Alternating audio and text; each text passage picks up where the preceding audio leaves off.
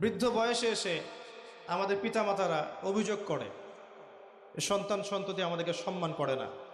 আর আমাদের নবী সাল্লাল্লাহু আলাইহি ওয়াসাল্লাম বদদুয়া করে গিয়েছেন, যে বৃদ্ধ পিতামাতাকে পেল, দুজনকে পেল বা দুজনের একজনকে পেল, তাদের সেবা করে জান্নাত লাভ করতে পারলো না, তার জন্য ধ্বংস, তার জন্য অভিশাপ। আমরা যারা ইয়াং আছি তারা একদিন পিতামাতা হব ইনশাআল্লাহ। আর পিতামাতা হওয়ার পরে বুঝতে পারবো তারা আমার জন্য কত কষ্ট করেছে।